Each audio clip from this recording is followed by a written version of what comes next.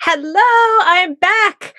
And we have more people here. Hopefully, we're talking now about how to run games for game masters. This is a sort of a passion topic of mine because I think it's very important for everybody to sit behind the screen and to run games for game masters. In prep for this talk, I found ran across a bunch of D&D memes that I thought were really wonderful. And I like this one a lot of realizing you're always the dungeon master and getting stuck behind that screen. And as much fun as it is to DM, and please DM. I have so much fun DMing, and I think most people have a blast DMing. But also sometimes you just want to be a player and you want to not have to worry about prepping the monsters and running the NPCs and doing all those things. But it can be really, really difficult when your players don't, if they feel intimidated, they don't want to step behind that screen. And also, there's intimidation of, I don't know what I'm doing. And now I have a player who knows the ins and outs of this game. And how do I do it? So, I wanted to give you all the tools today, hopefully to start running games for your dungeon masters and so that they can relax and enjoy playing sometimes too. And so again, dungeon masters, they want to be players. Let us play. um, and it's a really great way to say thank you to your dungeon master to run a game for them. As many times as DMs are creating NPCs and creating encounters, of course you're going to be thinking about how they would play through those scenarios and thinking about what it is they would want to do as a player and what, to make a world that they would also possibly want to play in. And so giving a game for your dungeon master to play in, it's a really great way to say thank you to someone who's been running a great game for you or has just been running games for you. And then it also, I think as you learn this stuff, it gives you more tools that you can use to delight and surprise your players. I'm going to address this a little later, but we're all different types of dungeon masters or game masters. And one of the things I really try to do in the games I run is I really want to create a sense of delight and surprise for my players. I want them to think, I want them to think about the game between sessions.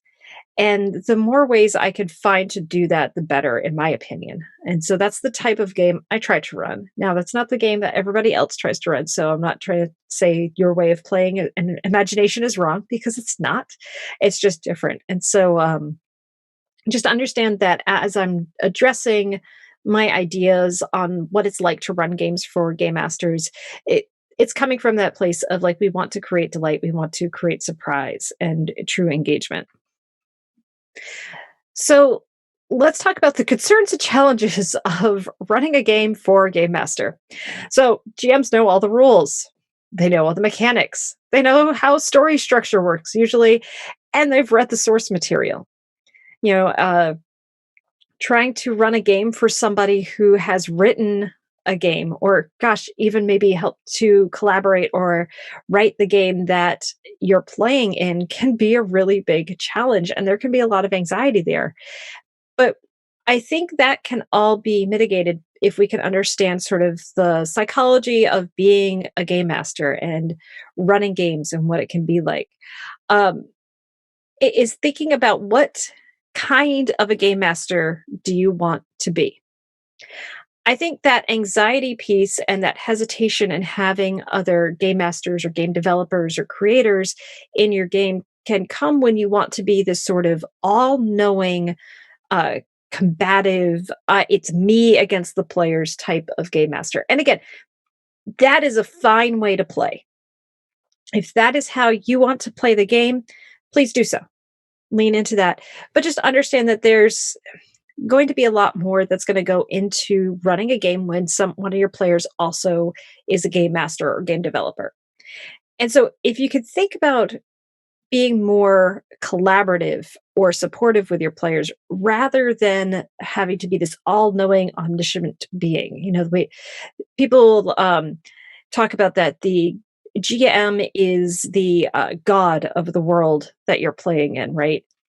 And that doesn't have to be true. Um, and I've done a bunch of reading of the research around tabletop role playing games and their therapeutic use. And one of the longest studies was Gary Allen Fine's 1983 or 84 study, where he interviewed dozens and dozens of people who played D&D. And one of the things he talked about was that the dungeon master was the god of the world. And that certainly can be true in many games, but it doesn't always have to be true. And if you were just in the session I just did with Connor from Gemhammer Gaming talking about bringing in random elements to play, it really can be a collaborative experience. And like in psychology and the type of psychology I do, we talk a lot about this idea of the conceptualized sense of self, which is sort of who do you think you are? And is that story that you're telling yourself about yourself helping you? Because if you're telling yourself a story of like, I have to be this all knowing authority at this table, and if anybody else dares question my judgment or question what I'm doing, that I have lost credibility, I am not doing my job anymore, you're going to have a very combative role with your players, and especially with players who do know the roles. Whereas if you can have a more collaborative attitude with it and be like, I am the ultimate authority, like I get the final say so on what comes and what goes, but my players certainly can give me information. Like if we're doing something and a player says, actually I think that that mechanic is meant to run like this. And like I think looking up rules in a book mid game isn't super fun. Like sometimes it's necessary, but we don't want to be doing that a lot. And so understanding that your players are game masters too, and that they might have a way of doing things can be really helpful. If they could say like, okay, so this is how to, you know, um, how I run this kind of thing. Or when you come into a scenario where one of your players says something and it's completely unexpected and you feel in the spotlight. I don't know about any of you watching, but I most certainly have had these times where I'm running a situation, and in that moment of running it, I get very panicked because it's like, oh God, what am I supposed to do next? Because I didn't prep exactly for the thing that's going on. And if I didn't have that extra pressure of being the dungeon master, I could see a very clear pathway for doing it. And so sometimes the players can be like, well, wait, what if you just did it this way? Or what if if I was doing this, this might be how I do it. And so kind of being able to lean into that where you're not seeing yourself as having to be the all knowing expert of all the things in the game, it can really be a lot more fun. And you can really lean into that. And I think too, like, when I'm not a big fan of seeing the dungeon master player role as being a combative role. Um, because I see D&D especially as a cooperative game that where we all come together and work together. And if it is dungeon master against players, like there is tension built in there that doesn't necessarily need to be there. And also I think a lot of times it can create a situation where you as the game master can feel very insecure because you're always fighting, debating, arguing with your players, not actually, but maybe in your head it's like, oh, I better know this because I've got this person at my table and I've got this person, um and that can be a really big problem. And so a lot of getting ready to run games for game masters is about getting out of your own head and thinking about what kind of a dungeon master you want to be for that game and how you want to approach it. And that's really important. Like thinking about what role you want to fill as the dungeon master and then what kind of role you want your players to fill. Is it a thing of around the table you point and say, okay, I need you to keep track of initiative. I need you to keep track of total damage done to monsters and to PCs. I need you to keep track of supplies. I need you to keep the calendar. I need you to keep track of NPCs and treasure. Like, Are we having the players just be passive players, or are they more active? Are you assigning them roles? Maybe it is a thing of like, this player knows the rules really well. I need you to let me know what the rulings are. This player understands story structure really well. I need them to give me this kind of information. When we are willing to have that responsibility that we typically would assign to the game master to be shared among the table, that can reduce the anxiety I find of the dungeon master considerably. And it also can give the players, again, more sense of agency and control over the game, which seems to increase their fun and enjoyment of the game. And so that's something that we really, really want to do. And so, why am I the one talking to you about this? Well, I am the dungeon master for a live play D&D show called Clinical Role that streams here on Geeks Like Us every other Monday. I have 5 players. 4 of them are game masters. Jack Birkenstock, who works here and is running this amazing convention of Save Against Fear and is doing all kinds of behind the scenes work, is one of them. Dr. B, who works with Take This and previously ran games for aspiring youth. Adam Davis and Adam Johns of Game to Grow. And so they are big time dungeon masters. And I viewed them all as being better than me. And I had a lot of anxiety about running a game for these game masters at first. And it's taken me a long time to work through my anxiety of running games for game masters, and so I wanted to pass on what I've learned. Um, I also, I DM'd a game for some friends for a while. I had to stop because I was just too burned out, but my players in that game, I had 4 players. I had the dungeon master for my Sunday game, my husband, who's also a dungeon master, was a player, a fantasy author, and then another fantasy author. And one of them had been friends with Gary Gygax and playing D&D since first edition. They definitely knew the game better than me.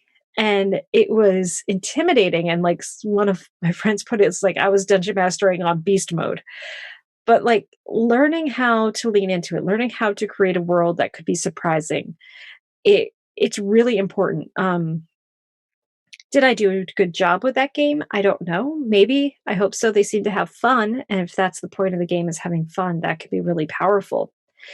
But I bring this in just to say, it's it is a challenge. There is a lot of difficulty that we can have mostly internally when we're running games for game masters. And so if any of you are familiar with the different D&D subreddits on Reddit, there's this thing called the flowchart, which talks about how the answer to pretty much all of your D&D problems comes from talking to your players. And that really is one of the biggest things in running games for game masters, is finding a way to chat with your players and talk to them about what's expected, what's not expected, what's okay, what's not okay.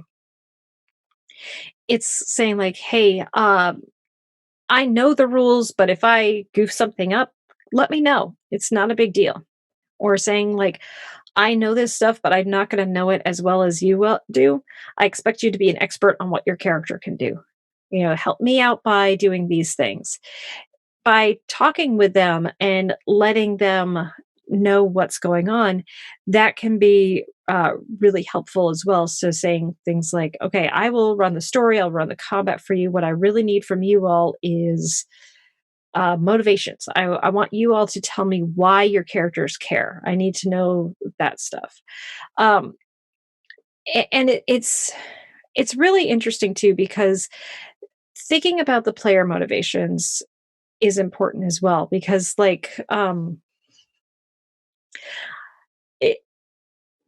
got a chance to talk with Chris Lindsay, actually, and we were chatting about this, about the challenges of running games for people who design games and who dungeon master all the time. And he said he has so much fun being a player because he's not worried about winning and worrying about engaging in sort of the combat against the dungeon master. He's more interested in really leaning into the story. He was talking about how one of his favorite things to do is when he is a player and they find themselves in a dungeon, is he designs dungeons. That's one of the biggest things that Chris Lindsay does, is designing dungeons. He's like, I'll look at the map and think, where would I have put a trap? And then I immediately have my character go over there to try and see if there's a trap because I want to trip that trap. It's like, what's the fun of a trap that doesn't get to go off for the dungeon master? And I love that attitude that he has of like, I want the dungeon master to have fun. It is fun for the dungeon master to make a puzzle that is puzzling to the players and to have the not to have them struggle, but to have them engage with the different puzzles and the different challenges that are put in front of them. And so it's really powerful when we can give those tools and just say, okay, here's some stuff. How do you deal with this? How do you handle this? And finding that back and forth. And I think the more we can explicitly talk with our players and say, like, these are the things that I find helpful, and what are the things that you find helpful, the better the game's going to be overall, because it's not so much about holding all the cards and keeping everything a secret.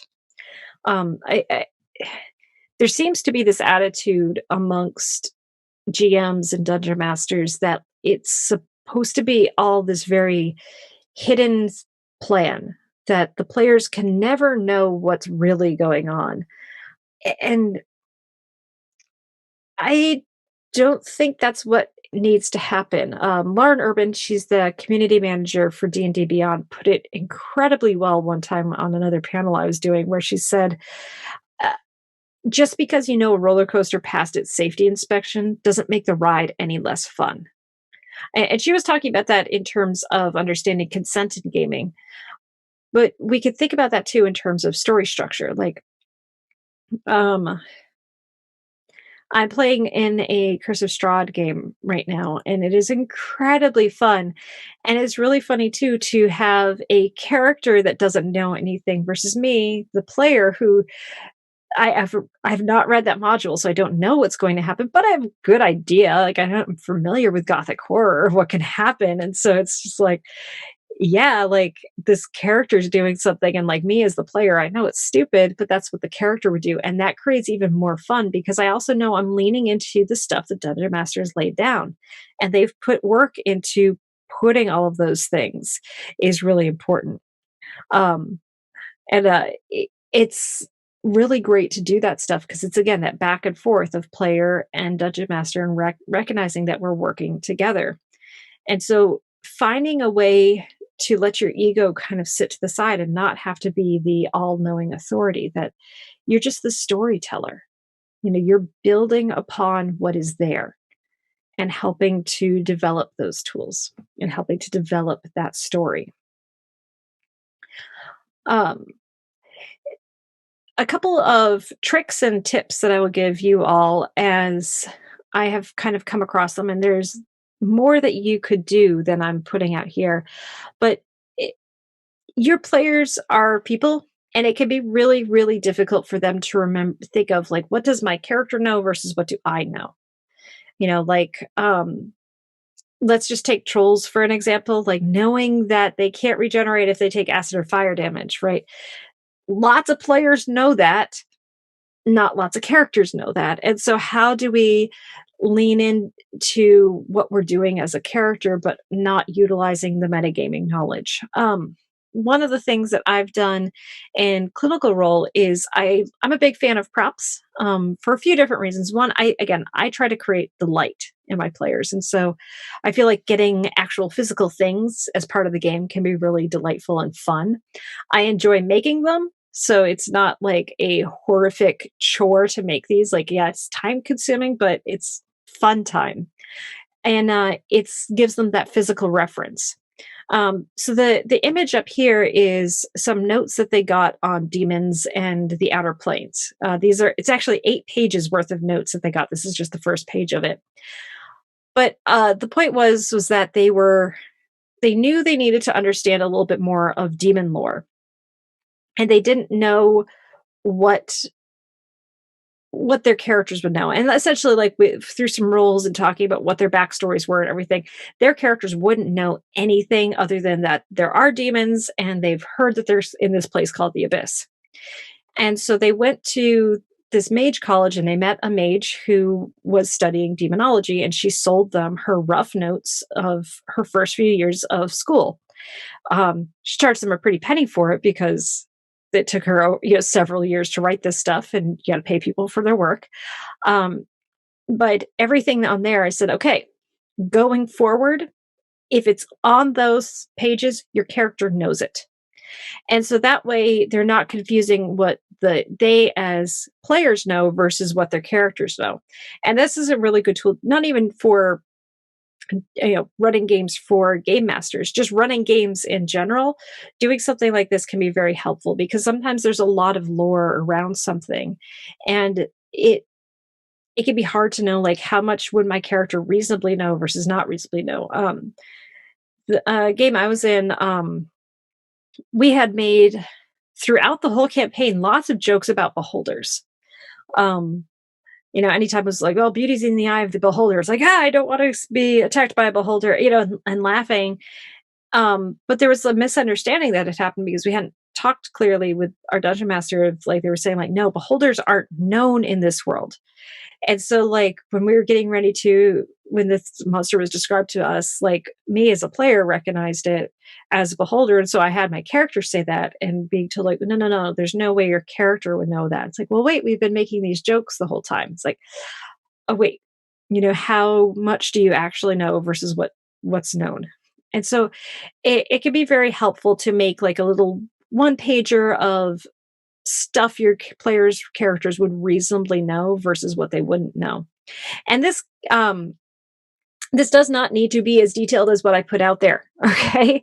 Like, seriously, you could just hand them a note card that says book containing information on dragons and giants that contains all basic information found in the monster manual.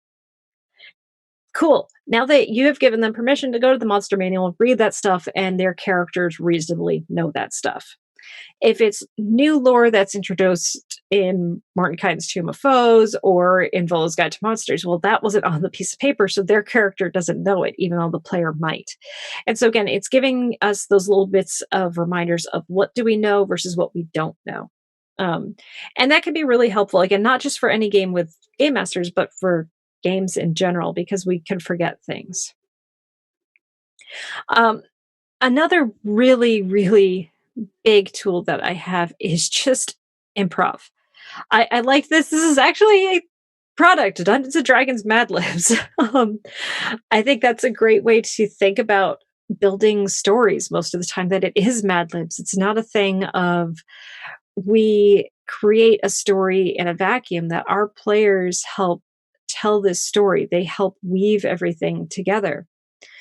That improv is our friend. I just did a whole panel with Cotter from Jem Hammer and Sons, talking about bringing random elements into the game and how much more fun it really can be when it's not everything on the GM's shoulders.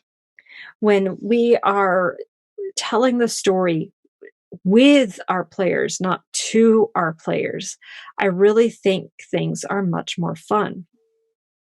And again, it's also nice to not have to be the keeper of all the knowledge of your world. You want to share that responsibility with your players. You want to talk with them and find out what they do. But again, like, I think the biggest thing that gets in our way of running games for game masters, of running games for our friends, is that fear of, what if I'm not as good as my friends? What if I don't run the games the right way? What if they don't enjoy it? And so much of the problems we have are between our ears with this stuff, and understanding, like, it's not about you can't do it. It's being scared to take that risk, being scared to, step out of side of your comfort zone to do what you want to do. Um, and like, it might blow up and be terrible, but it also might be absolutely wonderful, you know. And I think one of the things too that I have found with dungeon masters as players is they're some of the most creative, passionate, interesting players. Um, you Somebody who's just been a player, you ask them how they cast a spell, they're gonna just describe, like, I cast it, I did I did the little arcane ritual or something. People who have dungeon mastered, they think a lot more about this stuff. I've been playing with dungeon masters for a while, and they will talk more about, like, okay, I'm going to take this bug and I smash it up, and then I'm going to do this thing and I do that thing. And this is me casting this spell. And it's a completely different feel and a different look. Like they're making it their own. Um, Deborah Ann Wool, she had some amazing descriptions of how her character cast spells when she did a guest appearance on Critical Role. And it was really cute and interesting just to hear. And she's even just leaning into what's in the player's handbook for the spells. But she is a very incredibly talented dungeon master. And a great storyteller and really can lean into everything that her players bring. And it is really powerful to see what she does and how she goes about doing those things. And it's just really cool to see players lean into that stuff. And like I think honestly, in many ways, if you can work through your own anxiety, running games for game masters can be some of the most fun you can have because again, they're likely gonna be the ones to be like, "I see the trap over there. I'm gonna go set the trap. Oh, you're really setting up this NPC as somebody we need to talk to. Okay, okay, let's go talk to this NPC, but I'm gonna mess with them, right? Okay, I see a plot over here. Let's follow it. I understand that this is where the story's gonna go." It's not I have found in many ways Dungeon Masters to be much more cooperative with following the story pathway I'm laying down for them than people who aren't. Not because players are trying to be mean and trying to, disrupt your story, but more that they just kind of understand that you've got a plan and it's going to go somewhere cool and they want to see what's going on. They will still mess with you, but they're gonna be okay with it, and, like, players who aren't dungeon masters just kinda wanna mess with things to mess with things, and that's fine too, and that is super fun, but there is a certain level of enjoyment that comes from running games for your friends, for your dungeon masters that I really highly encourage everybody out there to do. I notice we've gotten a couple of questions, so I'm going to open up for questions. We've got a lot of time left, but I probably will have to end this talk a little bit early as we have our clinical role Q&A next, and we need to set that up too. Um, let's see. Also, we got Terrence talking about how one of their players got all the party members to swallow a handful of dirt before the adventure, and when their character cast Luster Restoration, they'd cough up a ball of dirt that absorbed the poison of disease. Oh, that's so cool. Um, Scottman's talking about how doing a Vogue dance or yeah, Vogue dance to cast spells is a fun way. Oh, I like this too. This is also from Taryn W talking about asking, did you have fun or what would have made it more fun as a great question to ask your players? Because like I think that's also some of the anxiety that we have, right? Is like, are my players actually enjoying what they're seeing? Are they actually enjoying this game? Are they having fun engaging in the story as it is? Or are there things that I can do to make it more fun? And it's when we directly ask for that feedback, we say, okay, any feedback, give me the good, the bad, the ugly, right?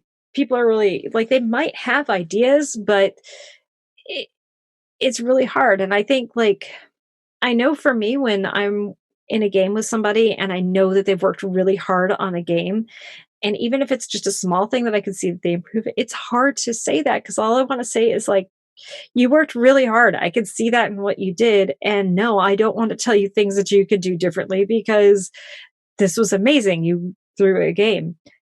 But finding that way to actually ask things where what would have made this more fun for you? Is there anything that could have been more enjoyable? Do you want more role playing? Do you want more combat? Like what would make it more fun? That is a really interesting question to ask, and it really helps bring people in. Um, Oh, yeah, Scotman has a great point too of when you're building your group, asking people what they're looking for out of the game.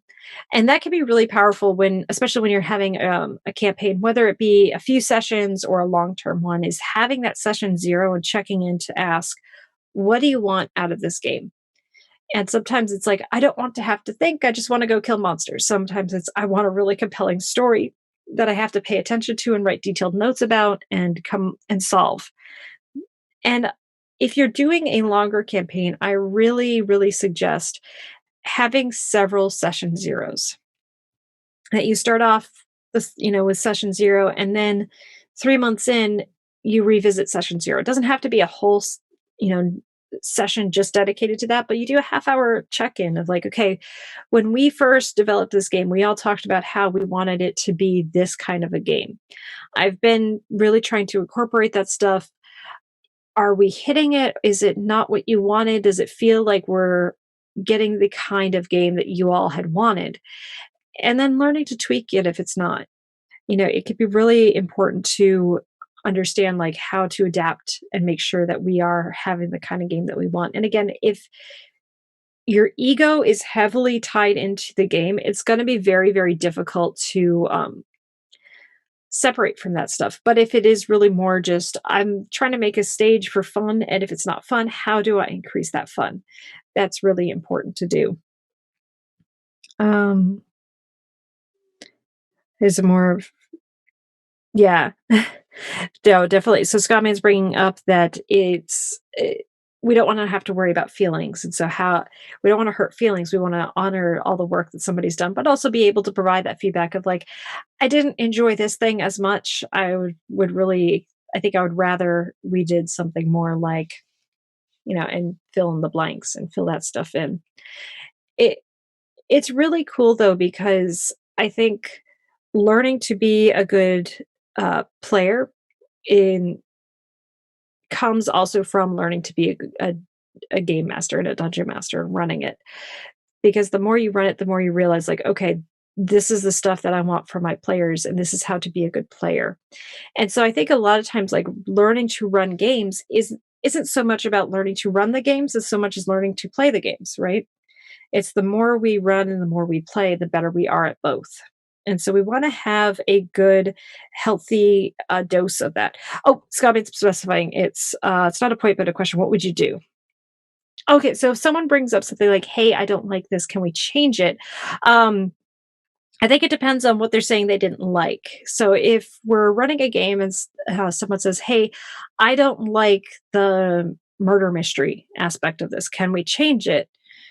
You know, Sure, of course. What is it about it you don't like? Is it that it's taking too long? Is it the clues are too vague? Like, or is it just this isn't you thought you wanted this kind of game, but actually you just want to go kill a bunch of monsters and not have to think too much.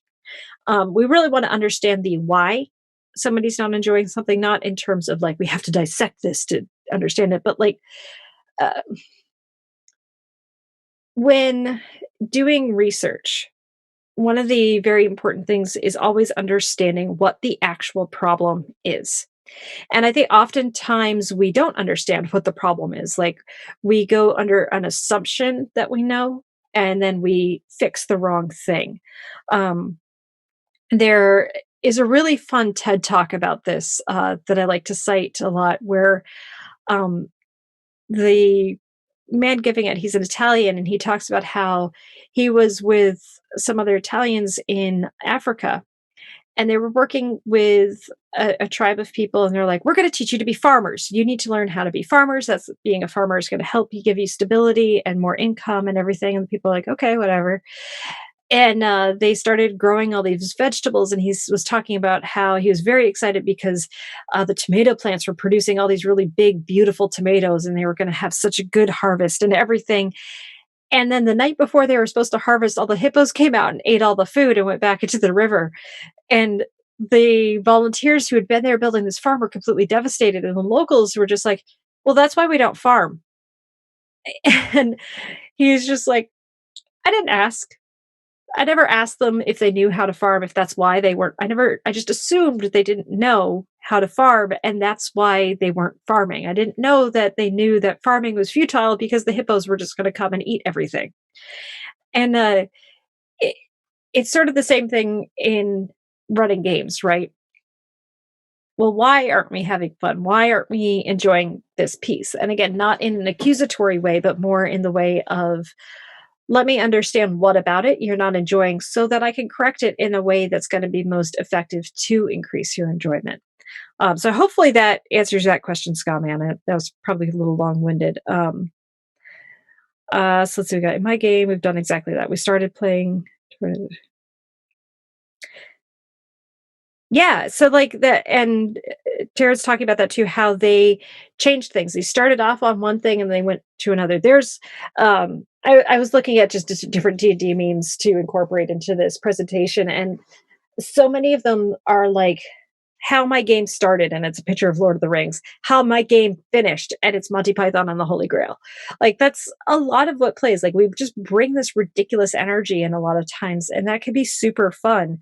And so it's really fun to i- i- change things up and to go, okay, this is something that we're doing and what's are we enjoying this? Maybe we play a whole game that is super goofy and we realize like, no, actually I want a serious game. I want a game where I care about the NPCs, that they don't feel like silly side characters. I actually want characters with depth and meaning, and that's what I want. And being open to that and not having your ego tied to the type of story you're telling is really important.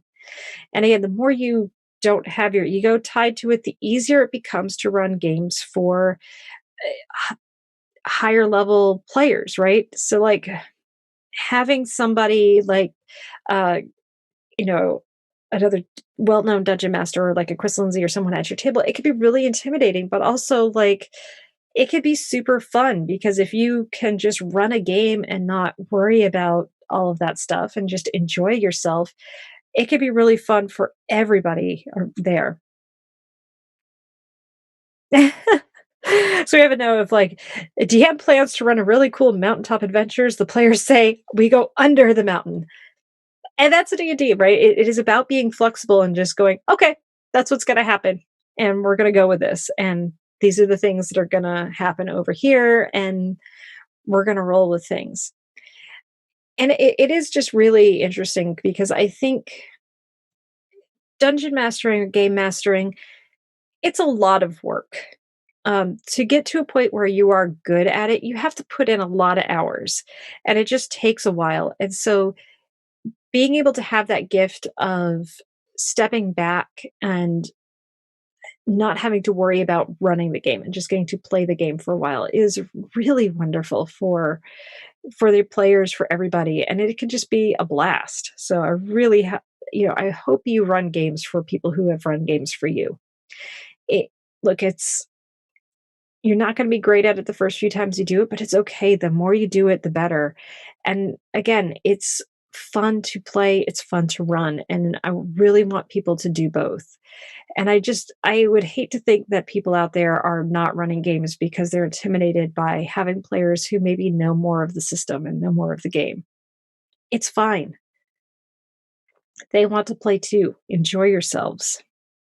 Let's see. A couple more questions. Do you know, is there any difference in your enjoyment of DMing for DMs versus people who aren't DMs? Oh, that's a really great question.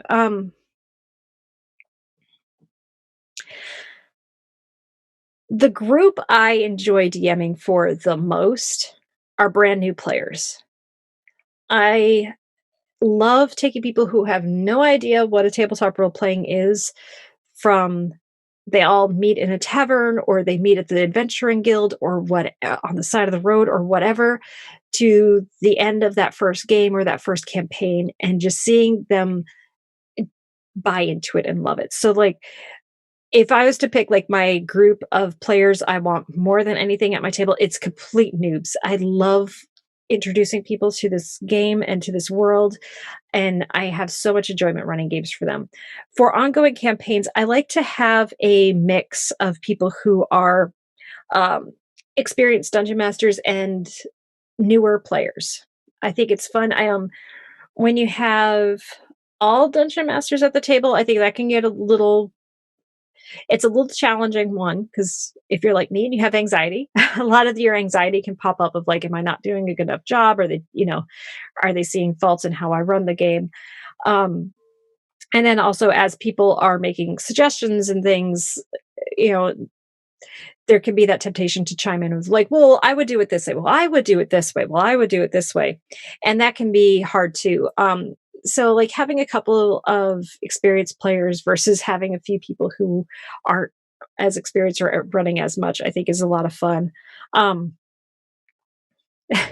Thinking back to that beast mode game, it was super fun to actually have the player who had been playing and helping create D&D since first edition, because one of the other players was like, "I wanna cast light and do it this way," and I was like, "I don't think that's how light works," and the other player was able to kinda chuckle, was like, "Yeah, yeah, that's not how light has worked since first edition." And so, like, it could be really helpful to have those allies and people around the table, and I think it's a lot of fun. Um Oh, thank you, Zeitgeist. Yeah, and Scottman brings up a good point too of like not having a problem asking players. If you have not run games before, a series highly recommend is Matt Colville's series, Running the Game. I think it's called Running the Game, but it's on his YouTube channel. It's just under his name. But he talks about like you don't have to know everything. It's okay. Just start. Just, okay, here's a dungeon, there's a trap in the dungeon, and here's the MacGuffin. Go get it. And like you just start and you just roll with it. And one of the things that a point he makes about the games he runs that I think is really important is he says, I don't want to have to be an expert at everything. I don't want to have to know how your ranger works. You should be the expert on how your ranger works. I might review the rules as you tell me something if it doesn't make sense to me so that I can make sure that's actually working the way you say it works. But no, like you have to know your character better than I do. You have to know your character's abilities. You need to know your spells better than I do. And I think that is really wonderful. And like the fact that he is such a well-known dungeon master and game master, and he even says, like, I don't know all of this stuff. I expect my players to know a lot of it. Talks more to that contract between player and dungeon master. I'm making sure that everybody's on the same page and what the expectations are. Yeah, Colville's videos are very, very helpful.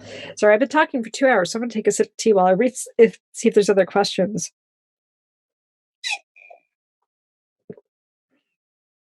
All right. I don't see too many other questions, but just some other resources that I really would put you in touch with. So again, Matt Colville's videos, 100%, they are wonderful.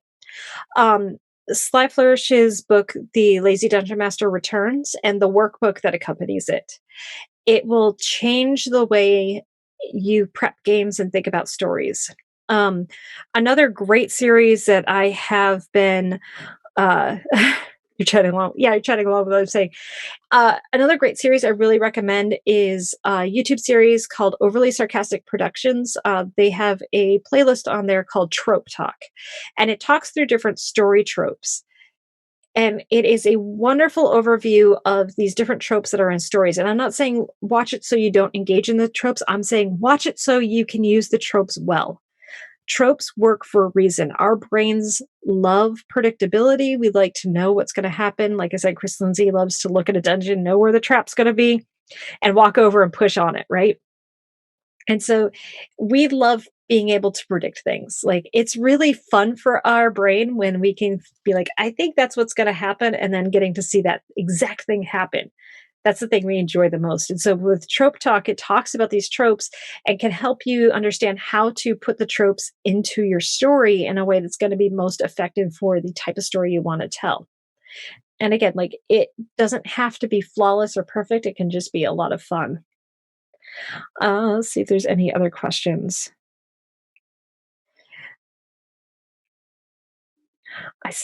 Don't see any others, but if you have any last questions, please throw them in here. But again, the bottom line here is run games for your dungeon masters. It doesn't have to be flawless and perfect. It can just be fun. And at the end of the day, D&D is a game, and we're supposed to be having fun playing the game. And so let's find that way to let our dungeon masters and game masters who have been planning all of this stuff and working so hard and building a world and building encounters get to just sit back and kill a few dragons, or go and convince the kobolds that you all are the most powerful things that they should be following and protecting, not this other thing that they've been following and protecting. It is a lot of fun. So sorry, I'm getting ready to jump into another panel and they're messaging me. um But it's a lot of fun, and I really do hope that you all Oh, have I already covered DM Bird? I have not. Thank you for asking about that. That is a great question. Burnout is a real thing. Um, it can be really hard to be the one who has to keep the heartbeat of the story going, and giving a break to the person telling that story is vitally important. Um, I think one of the biggest things at a table is you do have to have that open communication and that trust that you can tell your players what's going on, and that they get to understand where you are and what's going on, right? And so we can burn out though, and being able to communicate to our players like, I'm just not feeling it. Um, on Clinical Role, that's been one of the greatest gifts my players have given me is like sometimes when we're getting ready to go live, I'll talk to them and be like, guys, I'm tired tonight. I don't have a lot in me. So if you could kind of, that's going to help you know, push it along. That's going to help me a lot. And they get it. They know they're all busy too. And we're very good at kind of giving each other what we need. Something I've started doing in all my games for 2020, since it's such a stressful year, is just I call it just the energy check-in. I don't ask how you're doing. It's just a thumb. Like, is your energy good? Are we kind of sideways? Or are we? This has just been too much, right? And like, I had a game the other week where I had one player doing this, one doing this, and one with a full thumb down. It's like, all right, we're gonna do combat tonight. And that was all we did. I wasn't planning on combat. I had something else to advance the quest line, but you know, whatever. We did 2 minutes of role playing and then they just jumped right into combat, and that can be really helpful. And yeah, doing those energy check-ins is so important just to see where we are, because like it helps. And if your DM is burned out, like as a player, so we've been talking about how to run games for dungeon masters, so let's talk about how to be a good player for your dungeon master. Give your dungeon master permission to step back. Give them permission to step away. They might need a break. They might need a long break. They might need to step away from DMing for an indefinite amount of time. And that's okay. And like, it's okay also to be disappointed, but we also want to be a good friend above all and to be supportive of them. And so that's something that's really important as well, is to give people that opportunity to rest and recover. And again, learning to run games for them that they can enjoy, and giving them showing that we as friends can still have a good time even if you're not the one running the game. And when we take that pressure off of people, I think that can just be an incredible thing to do. And it can be an incredible gift to give to your dungeon master or game master. Um, so we've got to start wrapping up. And we gotta because we're gonna have a Clinical Role Q&A starting in just over 10 minutes. And I'll be on that as well, but I'm not gonna be the primary one talking. The players are gonna talk more there. But please join us for that. So, you know, in conclusion, just a couple of tips. One, give your players handouts to let them know what their characters know versus what they know, so that they can refer back to that so they don't accidentally metagame and break things. Have that open line of communication, and try not to have your ego tied into the game. The more you can just make it a collaborative experience and not you dictating things to the table, the more enjoyment I think everybody's going to have. Um, anyway, I am Dr. Megan. I am psychologist, co-founder of Geeks Like Us. I stream here every other Monday on Clinical Role, and the off Mondays doing other things, Minecraft, story-based games, strange things. I'm also the host of Brain Noodles, our podcast, where we just talk about the stuff we're thinking about. Anyway, we will be back in about 10 minutes with the cast of Clinical Role, and I'm really excited to see you all then. All right, thank you so much. Enjoy Safe Against Fear. All right, thanks.